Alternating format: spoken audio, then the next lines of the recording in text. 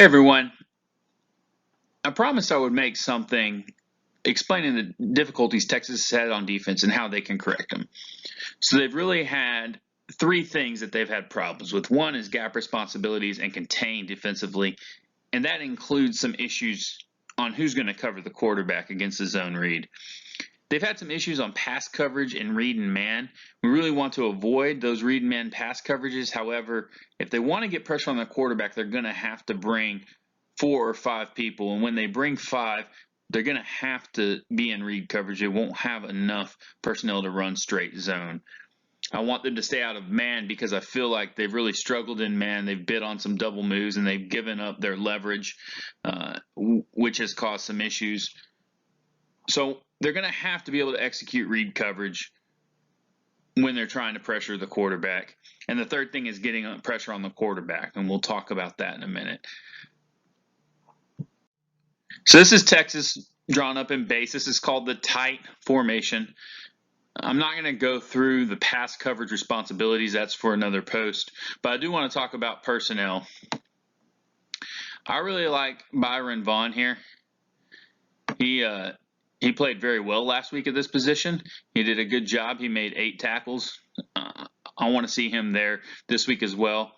And what that does is that frees up Joseph Asai, who's probably our best pass coverage linebacker. He's also very good rushing the quarterback in a blitz. So I want him at Rover and Jawan Mitchell at the Mike linebacker position. Now with that, there may be situations where a day away comes in and relieves either one of those positions, or maybe McCullough, if he weren't injured, would come in and play B-backer. So a day away may have to come in at the Rover and allow Asai to go to B-backer to give people rest or to get some coaching on the sideline done. So this formation is good against inside zone and power because you have 4 players inside to take away 3 gaps. You have your force player here to the boundary. Your force player to the field is your nickel. He's off the line of scrimmage. And so against inside zone and power, that doesn't create a lot of problems, especially considering you have a Rover who can come here. But against outside zone, the jet sweep, some different traps, things of that nature, you're really open out here. It's also presents some problems when you have a tight end in the formation, and we'll talk about that.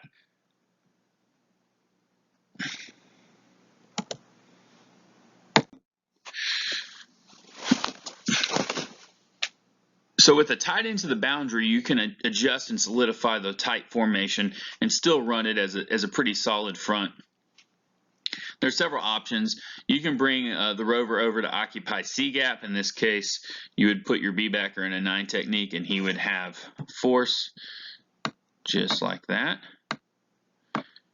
Another option is you can leave your Rover to the field and have the safety play a C8. That's a C-gap, 8 yards from the line of scrimmage, and he has C-gap responsibility.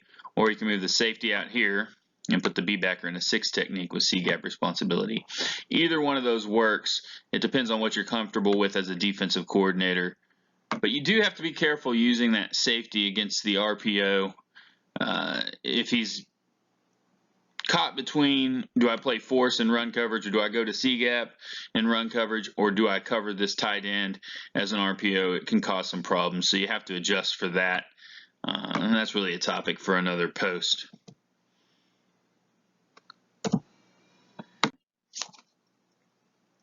So now with a tight end to the field, you can see you're very vulnerable here to power, to counter, to outside zone. You've got a double team here. You've got a pretty good down block, and you can either double this and come off to linebacker. If you feel like you need to block the end here, you can do that. I like to double team, come up to the Mike linebacker, depending on who this end and this B-backer is. Then I can cut off this end, kick out block here. This double team is going to come up to the Rover, and now I've got somebody turning up to get that safety. Let's say if the H-back was in this position, it's just a real simple power play. or you can run that with the quarterback as well. So it's really vulnerable to that outside zone. There's a lot of things the offense can do against this formation. So you have to adjust to it.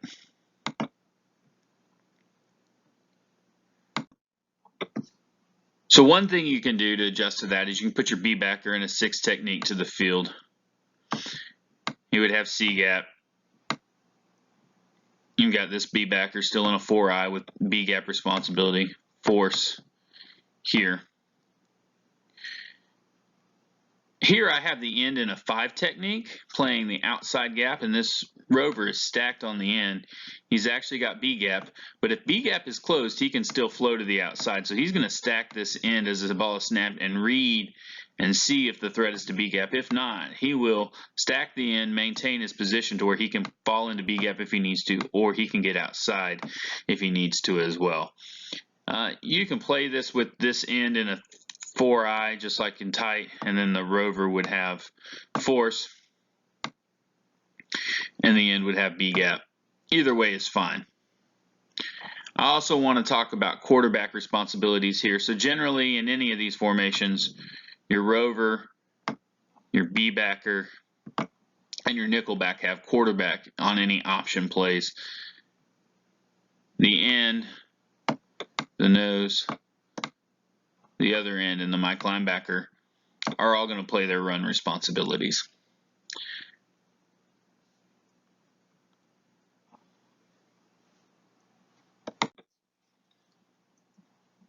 So here I've drawn this adjustment up another way. You still have a B backer and C gap. Nickel is the force, but I've switched, put the end in B gap, and the rover as your force player to the boundary side.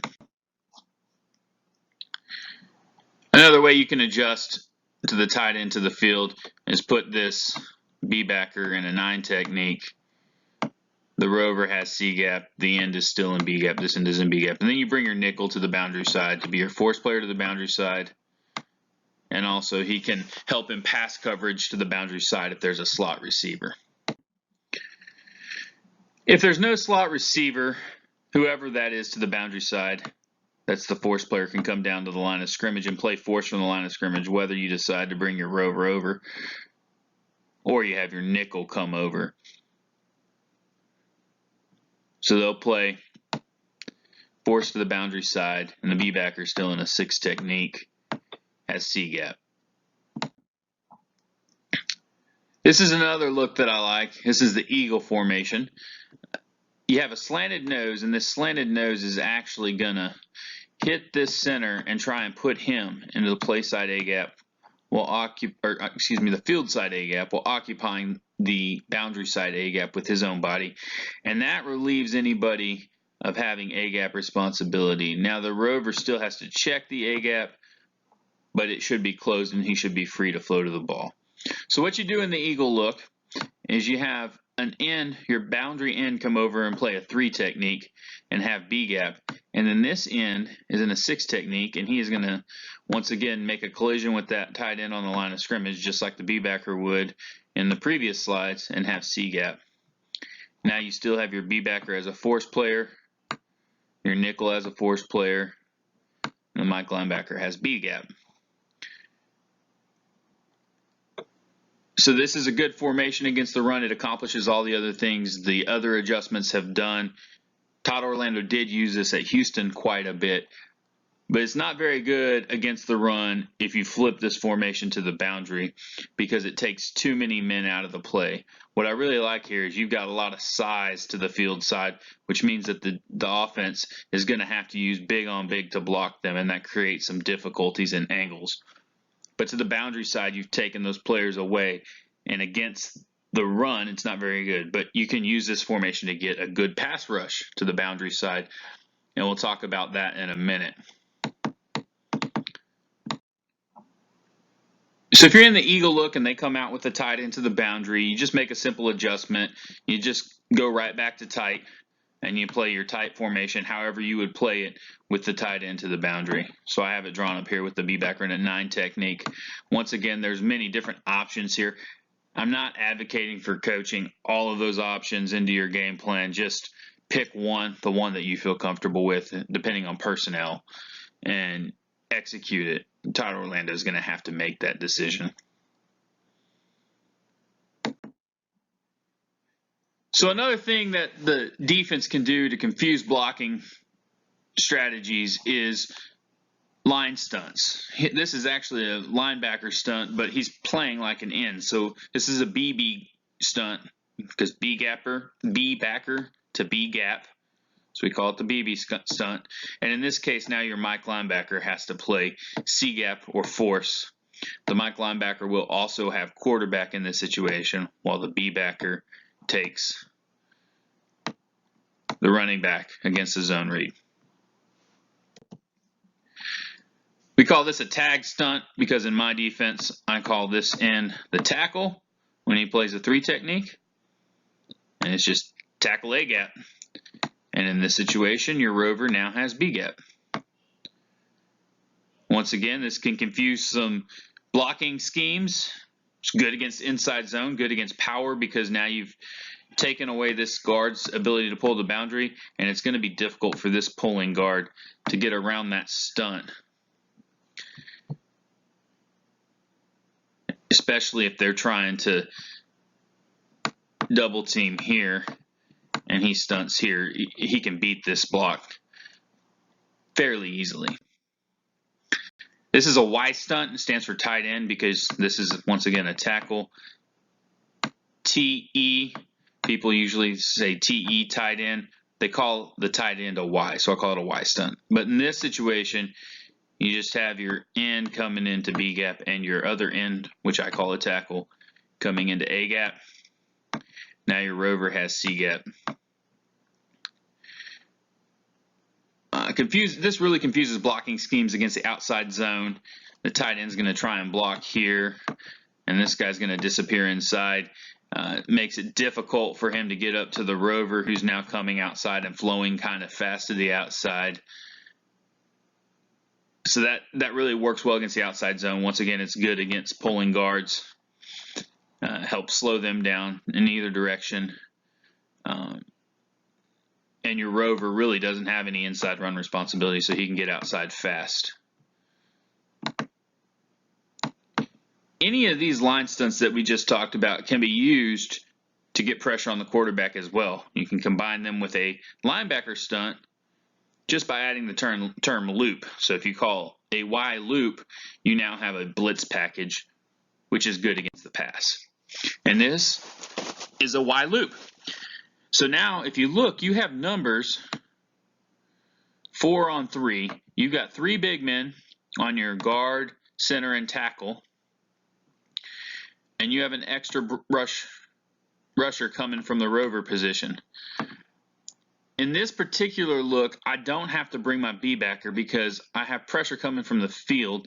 So if the quarterback rolls into the boundary and this B backer is in pass coverage, he can come down and play contain effectively because there's not too much room here. That's a little bit different than if you rush from the boundary side of the field. You do generally want to bring whoever that is, if it's an end or a B backer, in order to play contain there, although it's not always required. That is something you have to be concerned about. So here I have a very similar Y loop look from the boundary. This is out of tight. It's not really a Y loop because you have the B backer instead of an end. We just call it BB loop, and that's because I don't need to call the tag. The end to this side knows he's got to run a tag stunt if the BB loop is called to his side, because otherwise they're both in the same gap, and that doesn't work very well. And you can see I still have the end blitzing, or not blitzing, but rushing the quarterback. He's got to get outside of this to maintain contain if the quarterback feels the pressure and tries to roll to the field. This is just a tag loop. Once again, tackle A gap. And your rover's going to come right through B gap. Get you some pressure on the quarterback. Your B backer, once again, is maintaining contain. He can drop into coverage, but he's got to be that secondary contain, and in that case, you would have to roll your coverage and abandon the boundary flat. So here I have a nose loop drawn up. Once again, we're still overloading one side. You really could say it's 4-on-4, but this guard is not likely looking to block this rover. He's going to come over to block the nose. The nose is going to disappear. The center's coming to block the nose. And we're looking for this guard to be vulnerable and coming off of his hips right up the middle to the quarterback. This is also good if you think that you might be vulnerable against a run, because this rover blitzing A-gap takes away the vulnerabilities of the run out of this boundary eagle look.